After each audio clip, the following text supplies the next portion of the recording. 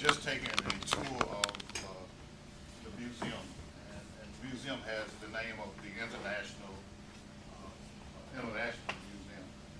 But what I want to do, and so when you went through, you saw a panorama of kind of what happened in the civil rights movement in terms not only locally but nationally and internationally. Our focus is on Greensboro. What happened in Greensboro? Greensboro was important to the civil rights movement. Tom Dent, in his book, A Southern Journey, said when he got ready to write the book, he came back to Greensboro to begin that retracing the civil rights movement through the South, because at every juncture in our movement as a people, whether it's the civil rights movement, the Black Power movement, the Pan-Africanist movement, things happen here in Greensboro. Greensboro kind of the spark plug for a lot of these events. And so that's what we want to do. We want to focus on Greensboro. A lot of times when we do, and particularly during the month of Black History, we started talking about Martin Luther King and Rosa Parks and Jackie Robinson and all these people. As if history doesn't occur in our own community, it occurs outside of the community. That nothing really happened. And that's not true. I mean, Attorney Johnson back there. You know, there are firsts in this community. Attorney Johnson was the first black to graduate from law school at Duke University. Did you all know that? But we see other people as first. We don't see people in our community as being first. Jackie Robinson was the first player supposedly in the major leagues. But there's a man by the name of Tom Alston. Have you ever heard of him? Tom Alston.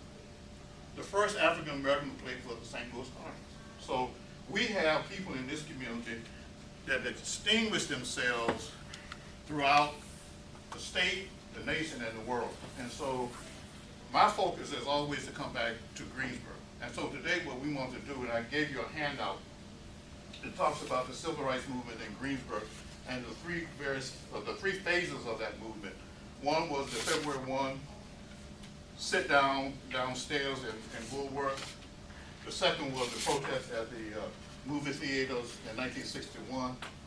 And by the way, one of the other things we try to do is make sure that we keep the history correct. I was reading the paper Sunday, and there was this is Women's History Month, and there was a quiz in the paper about women and events, and so the question was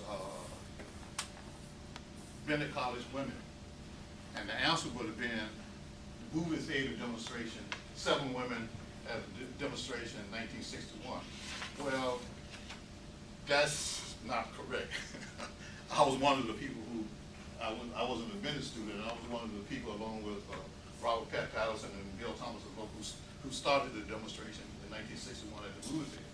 That doesn't say that Bennett women weren't involved, because in 1937, Bennett women started a demonstration at a movie theater. So if that would have been correct if they had used not 1961, but used 1937. So our thing is to try to keep the history straight so that people understand it. And so then the last movement is the 1962-63 demonstration, which was very large demonstrations, and I have pictures out here, and you can go out and look at them at some point. But William Chafe, who is a history professor at Duke University and wrote this book on Greensboro, and you should try to get this book. It's called Civilities and Civil Rights, the Greensboro Story. Chase says that the demonstrations in Greensboro were perhaps the largest demonstrations in the South. We know of Birmingham because of the bombing, the dogs, the fire hose. But in terms of sheer numbers of people in the streets and people getting arrested, Greensboro was the place. I mean, there were nights we would have people coming down the Market Street from Hayes Taylor YMCA, where you had hundreds of people walking, you know, and people of all classes, all ages, you know, in these silent marches. So Greensboro was very significant, very important to this whole process. What we wanted to do is to show you two short DVDs to kind of show you some of the people who were involved in the Green Belt movement. And then after that, we'll open it up for questions.